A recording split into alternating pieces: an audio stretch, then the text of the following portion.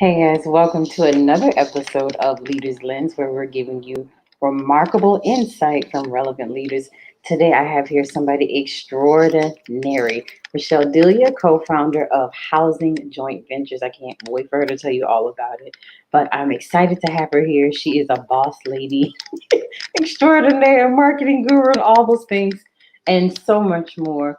And I'm just excited to have her here. So I won't belabor her introduction because I want her to tell you all about this phenomenal business that she has that is really changing the game in the real estate and tech industry. Hi, Richelle. How are Hi, you? Ashley. Hello, hello. It's such a pleasure to be here today. Really excited to chat with your audience and say a little bit about Housing JV and what it is that we do. Love it. Love it. I'm excited and honored to have you here. So we met at a conference We did. We did. for Go. millennial entrepreneurs. Yes. And I've been keeping in contact. We've been keeping in contact with each other, but I've definitely been like, I love you, my friend. We have been. We connected, you guys, in at a conference, and we just stayed connected. So when you go places and you meet people, you click with, just stay in touch with them. Absolutely. Absolutely. Um, but when I first met Richelle, and Richelle will tell you this, and I think I've told you this before. When I first met you, I was so impressed by the vision and the heart behind what you and your husband have built, and what you're continuing to build upon and innovate and all of those things. How did you end up becoming a co-founder of a real estate and a tech company, especially because you have a science background? So Correct. tell us how. Tell us all about how you got here. Absolutely. So, just for everybody's purposes, my background is actually in chemical engineering.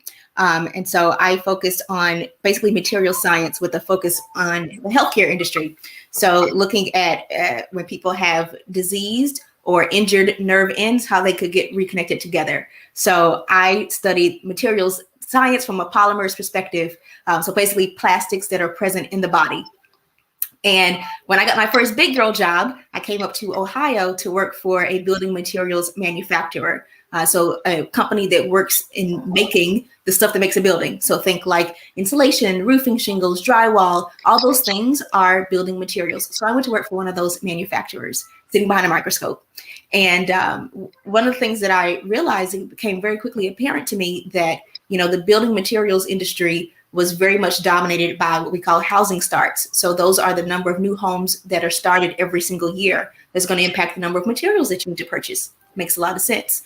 In addition to that, I also realized that there were some national home building trends that I saw like individually, but I didn't realize that they were so macro until I, really got into this a lot more. And so looking at it, there's an overall housing shortage and housing affordability crisis. And so basically like supply and demand, as populations grow and there's more need for individuals to have independent housing, then that puts a constraint on prices. So because there's a lot of demand, prices tend to go up. And that is apparent on both the purchasing side as well as on the rental side. I should mention that I actually bought my first property that was meant to be an investment property while I was still in graduate school. So age 21, bought my first place. And it was a super cute little condo. The plan was to use it as investment property. And it was kind of, although I'll be honest with you, and I spent all the money to buy shoes. I didn't do anything productive with the money. But it did get me in the game. It got me used to the idea of investing purposefully. And so fast forward to getting to Ohio, I continued to invest in real estate and investment property and ended up meeting a gentleman who was a syndicator who, of course, we definitely hit it off to the point of deciding to get married. And one of the things that we realized was, it really is that first mover who says, hey, I see that there's a need here. I see that there can be blight. There can be existing housing stock that is high quality, but because no one has taken that first mover advantage to say, hey, I'm going to put my money up first. And I believe in this neighborhood. And I believe that this can be a place where families can live and thrive and prosper and where people's lives happen. And if no one is willing to do that, then these communities that otherwise would be really great places to live and thrive, they can never really get their footing. And so that's really where Housing Joint Venture was born, was really this concept that, yes, being a landlord and a property owner is very profitable. It is a great wealth building opportunity. And I mean, it's the most historically proven asset class. So it's absolutely phenomenal in that regard. But in addition to that, there's also an opportunity to have impact with that. And so we like to measure impact with real estate investing. So how can we have very strategically placed investments so that we are very additive to that local environment, and we are making it very attractive. We're providing good quality housing where it may not exist, and ground up development in areas where there's a housing deficit. Wow. It's a mouthful. Digest to you guys. Because it's pretty phenomenal with I mean it solves so many problems, right? Yeah, it's a Um, faceted issue, So right. there's the issue of, if I am a resident and I want to live in this particular part of the city, I may not be able to afford where I want to live. So then I may need to go to a more emerging or transitional neighborhood. But the problem with those emerging neighborhoods is that a lot of times they are full of blight, right? So they have houses that are boarded up, that are abandoned, and are just otherwise in disrepair. So what we have really cut our teeth on for the past 10 years is really saying, hey, can I take these existing housing stock that is quality housing, is just ugly and needs a coat of paint and a little bit of love, and can I have redevelopment opportunities at scale so much so that I'm bringing in a whole new vibrancy into these neighborhoods? Right, right. And so, talk to us a little bit about where the investment piece is, because I know financial literacy is something that's really important to you, Mhm. Certainly is. and this is the part of part of your business is it's helping people to really build wealth. Absolutely. How does the investment piece work? Could you talk a little bit more about that for those who Absolutely. may be listening? Yeah. So, and to your point, real estate investing is, I like to call it the top of the financial pyramid. So really it's important to have those foundations in place. So things like having an emergency fund, right? Having your retirement funds, making sure you have proper life insurance, which people don't necessarily think that makes a lot of sense. But ultimately, Yes. health insurance and life insurance really are some of, medical debt. And when a person unexpectedly passing away can really upheaval your entire wealth building journey. And so that's really like building a mountain on borrowed on quicksand as opposed to on solid ground. So having those things in place are absolutely fundamental. And so, to your point, yes, financial literacy is incredibly important to us. So, in our business, we're also licensed insurance agents, because that allows us to give that full financial perspective, right, and really do what we call a financial needs assessment. Because I definitely think it's inappropriate to say you want to be responsible for someone else's livelihood, like literally where they live, and you're not financially stable. That's irresponsible. And so, Right. it's really important that before anyone invests, whether they invest with us or otherwise, that they recognize theirs. Actually, it's an appropriate investment for them. So, with that, there's two sides of the business. One side of the business is actually the investing part, and the other side is an educational component where we actually teach investors where they can invest on their own. So, obviously, we are now in 2021, and the pandemic is not yet over, and I don't Right. want you to sign this wave. Okay, so Right. then we passed number two. Maybe this is wave two, comma variant Delta. So Delta, Beta, Land, all just right? So hopefully basically, won't all go over. people are, I think, really recognizing that they need to take responsibility for their own financial futures, Right. and the status quo of just I'm going to work a job for 40 years and hope it all works out. That's no longer sufficient, right? Mhm. And so people are needing slash wanting to look to alternative assets as a way where they can really build wealth in a way that they feel much more in control. One, and it can grow more rapidly. And real estate is certainly that asset class. And so, with the pandemic, that really encouraged us to formalize educational offerings. So, one half of our business is focused on helping investors that want to, let's say, be a direct investor. So they want to go out, they want to purchase properties themselves, they want to either renovate them and rent them out, or purchase something that's already rent ready, and again be that landlord, that property owner. But there's a lot of moving parts, and they want to make sure they're doing it, and they can do it in a way where they're going to succeed. And so we offer a done with you program. It is a much more, I call it bespoke experience. So this is Right. going on the internet watching some YouTube videos. This is really hand in hand partnership, bringing their vision to fruition. And so that's really where we spend our time on the educational side. And then obviously we implement in our own projects. And so some investors choose to invest with us in projects that we have going on as well. Love it. Love it. And you mentioned, the current times that we're in. It's COVID world. And one of the pressing matters during this time has been real estate, has been housing. People have anticipated homelessness on the rise. People have moved cross country. Rent has gone up in some states. Mm-hmm. It's stayed stable in other places. Talk to us about how this time has been for you all during COVID. Like how what's been happening with housing joint ventures during this time. Yeah, well, I could tell you that now is an amazing time to be a property owner.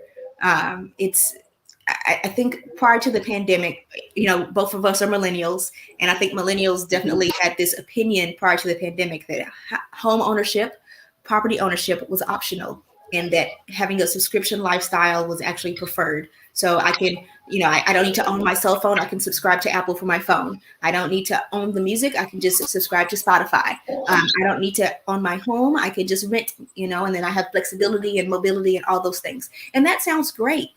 However, when we talk about legitimately building wealth and having stability, I think this really was a rude awakening to our generation that, while yes, it may sound good to be able to pick up and leave, the reality is when times are unprecedented. Right. Quick side note, I saw something on Instagram. It was like, I would love to live through precedented times because I'm really tired of living through unprecedented times. And I was like, I'm with you. Give me some precedented times. Like I would love to get Word. Some normalcy. exactly, exactly. But to go back to what I was saying before is that, I think a lot of people got a rude awakening that, wow, I can't necessarily make my space as comfortable as I would like to because it's not mine, right? And I'm not able to actually, if you lose your job, you have no assets, right? So your car is not an asset, right? You may have a little bit of jewelry, but fine jewelry, I like fine jewelry, but I would say most people don't necessarily subscribe to fine jewelry, or they're not putting their money in Right. that are actually substantive, right? It's a lot of things that are fickle and fictitious. And so it's fashion, it's branding, it's looking, modern and cool, but it's not actually building a solid foundation on things that can stand the test of time. Gold, precious metals, all these other asset classes. And so, again, the whole point of this is with the surge in demand. And so home prices were already on the uprising. It's just becoming exacerbated. So I looked at data yesterday actually about home building or housing start trends like we were talking about. And this is national data that is publicly available. You can get it from the census. So this isn't anything proprietary to anybody. This is census data. And you can look up, literally go to census.gov, and you can look up the number of housing starts there are every year.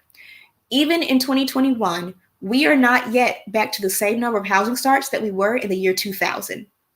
So what that means is when the 2008 recession hit, it hit so hard that we are not even building the same number of houses we were in the year 2000. But a lot of demographics have changed since then. Primarily, one, baby boomers are still the largest generation there is. Number two, millennials are the second largest generation. So, and baby boomers are living longer, thankfully. What does that mean practically? That means homes that would have passed on because the owners would have passed on are not changing hands. That means that persons that are now our age are now forming their own households a little bit later in life. So you have people that are not passing on, and you have people that are starting families later in life. So what this means is you have a constraint, like there's a lot of demand. And then, of Right. course, we're not building enough houses, so there's a housing deficit. So we're not building enough houses, and the houses that do exist, particularly in these traditional neighborhoods, are not of quality for the actually to be living in. What does that mean? That means home prices are going up, and there's probably little to no signs of stopping. That means rent is going up, and there's little to no signs of stopping. To layer on another factor, COVID times. And COVID has caused supply chain issues in a variety. Hmm. If anybody's ordered anything on Amazon, they know that housing is no different. So even the materials to build homes have been in short supply. So lumber prices have gone up 20-30% over the past year, right? So I can't even get the wood to frame the house, right? You know, Right.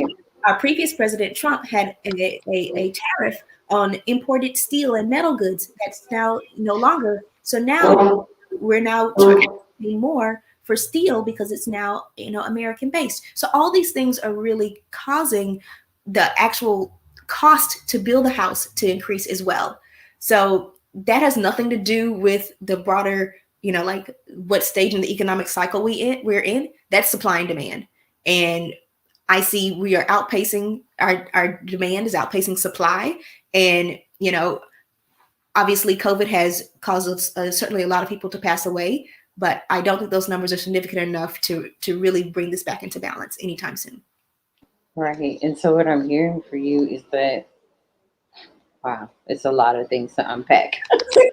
I don't focus on one. Demand is I high, mean, uh, right, and there's a lot of need. So what that means is, right. so from our business standpoint, because the need is so great, we are transitioning to a new phase. So instead of just doing redevelopment, we're now moving into ground up development because that's going to Right. allow us to build more houses and do quote unquote more houses at scale consistently.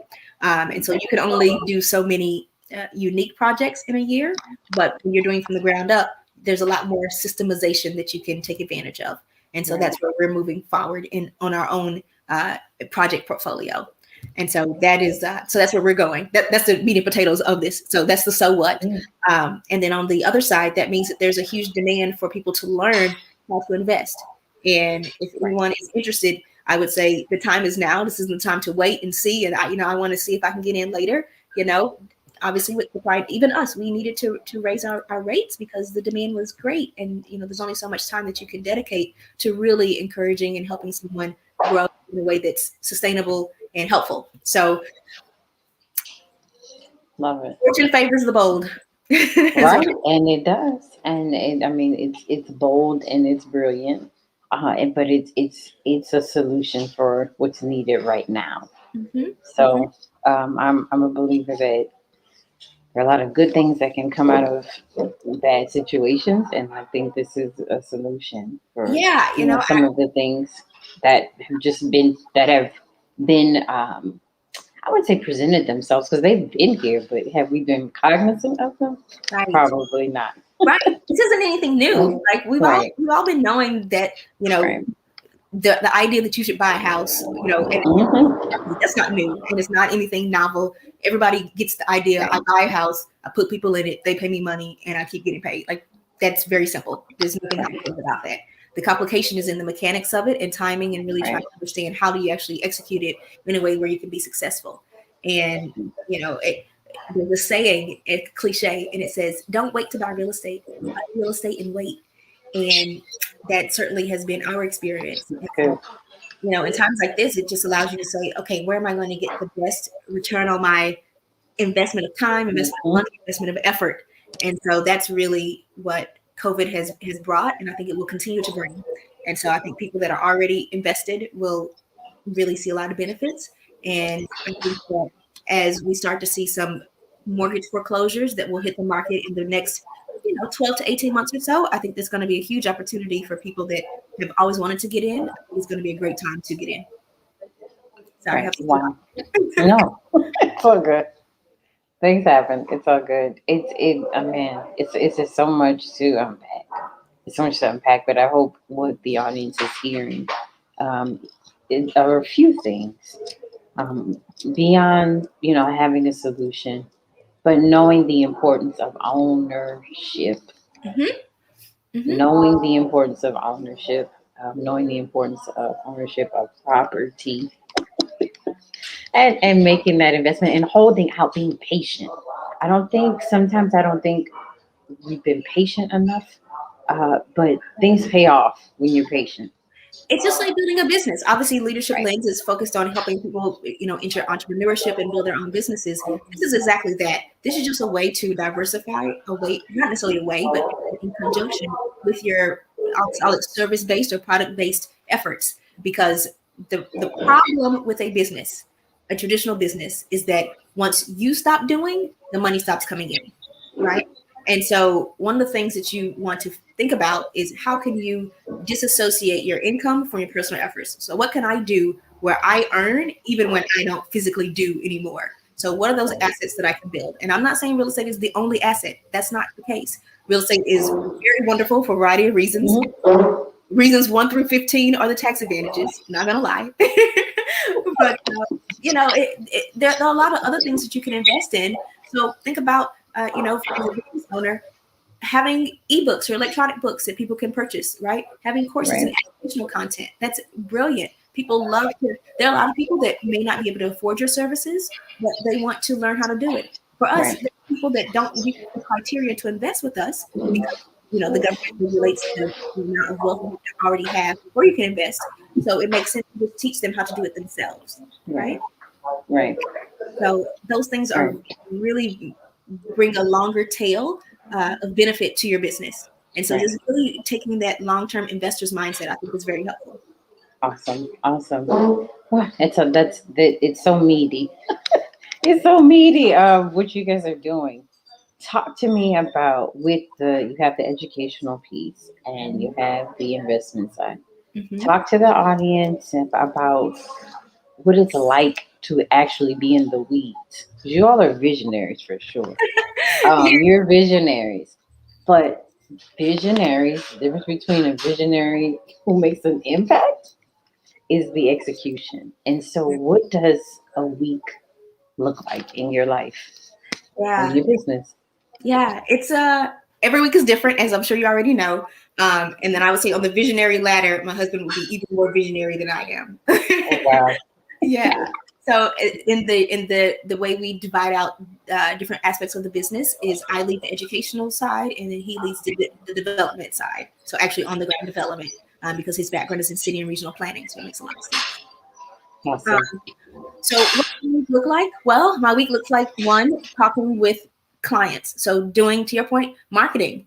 Because it doesn't matter whatever it is that you do and how good you're doing in the world, if people don't know about it, it doesn't matter, right? So I spend a fair amount of time marketing. And so that can look like doing videos and interviews like this. That can be writing articles, networking on social media, all those things, talking to our potential clients. So as I mentioned in our educational offerings, we give one-on-one feedback. And so I spend a certain amount of time giving that feedback on their individual investment plans so they can be successful in really giving some, that outsider's lens so they can really hit the ground running even more so.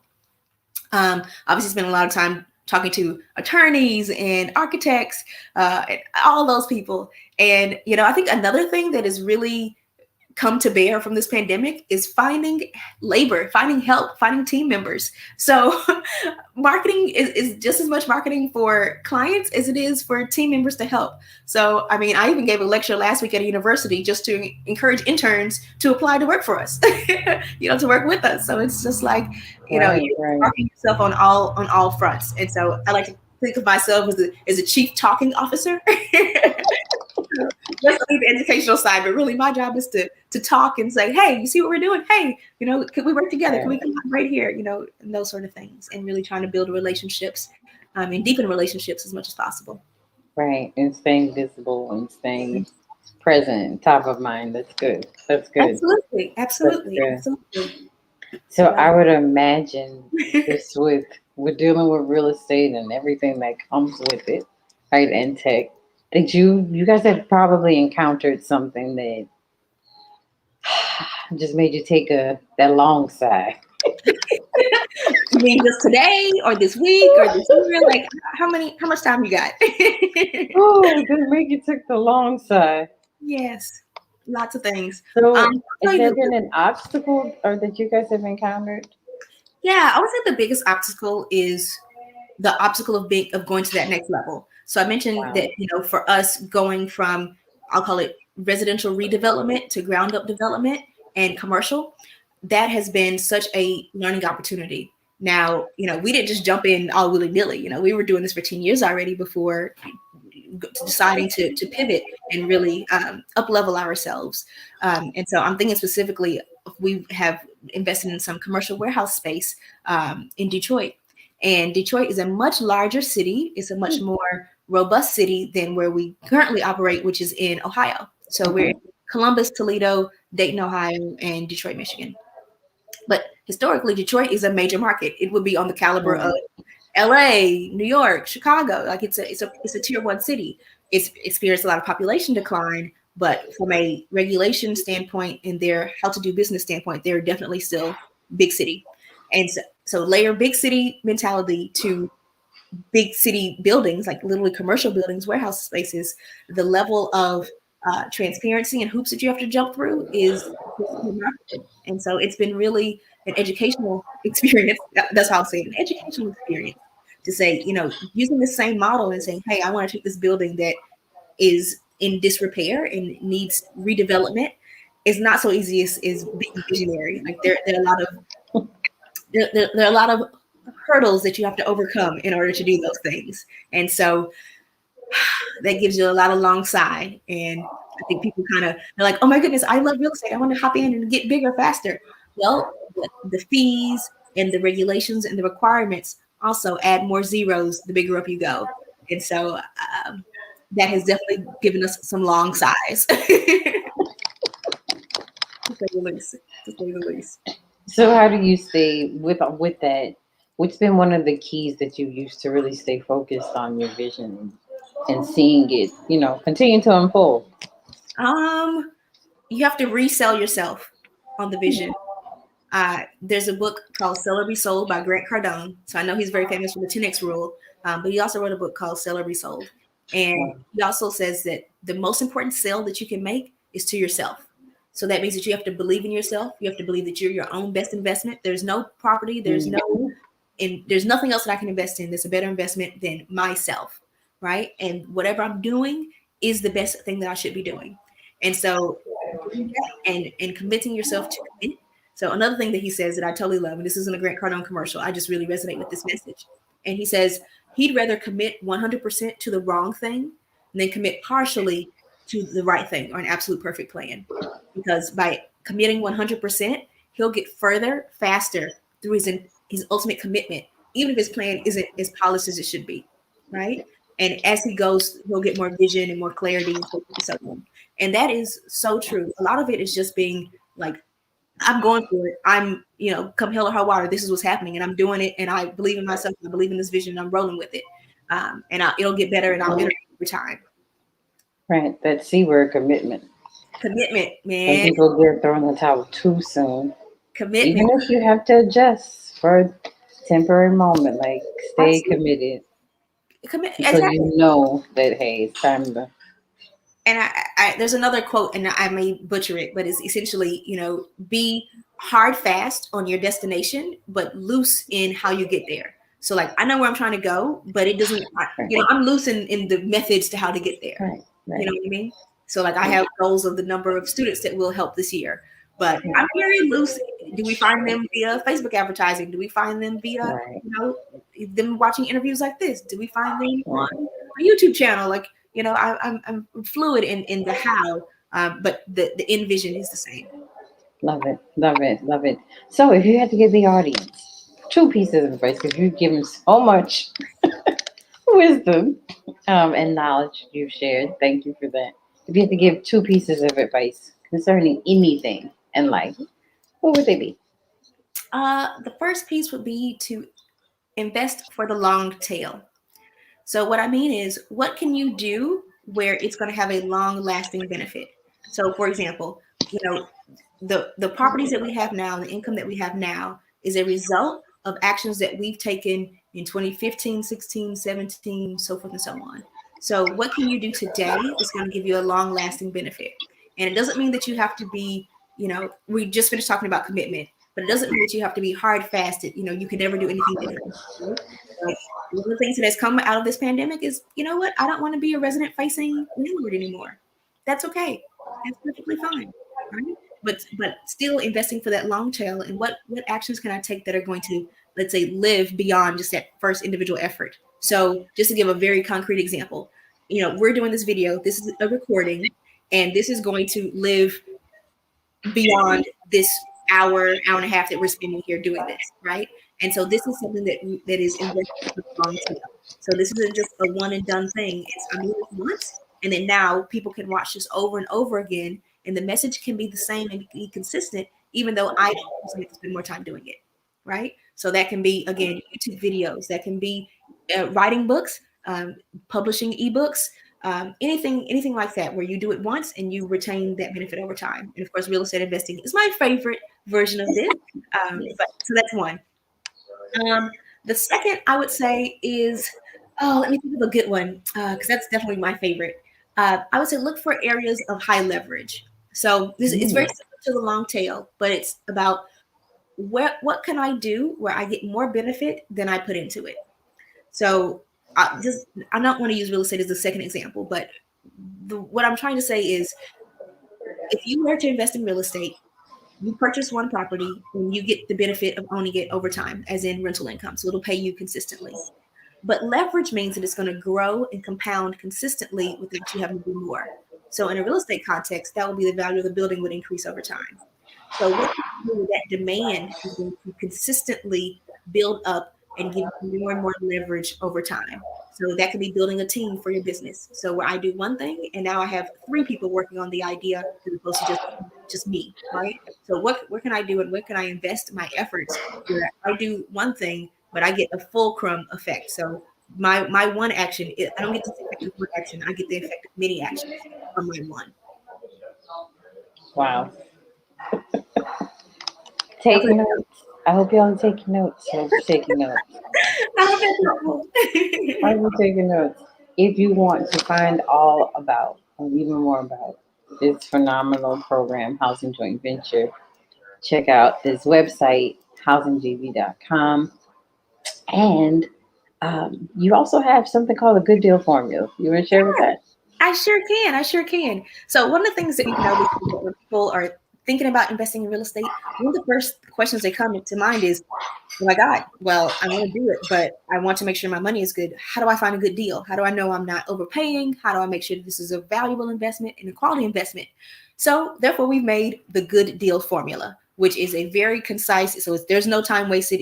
There's no fluff, no beating around the bush. Is getting straight to the point of how you can find a good deal, a good investment property. How do you analyze it? How do you determine if it's going to be profitable, and not just financially profitable, but actually going to be additive to your life and your overall goals? So one of the things that I think people spend a lot of time in is chasing the property and say, oh my goodness, I got to find the deal, got to find the deal. No, you need to come to it from a state of, I am the prize, and each property needs to earn its place in my portfolio. And so the good deal formula certainly gives you the foundational aspects of how to do that, and not just like baby foundation. Like Right. you get a lot of meat and potatoes for it, and it's It's a very solid. nice price. We have a promotion, and the promotion obviously changes, so I don't know if they're going to be watching it. But certainly click there and see what promotion we have going on available. We definitely try to make it as accessible as possible.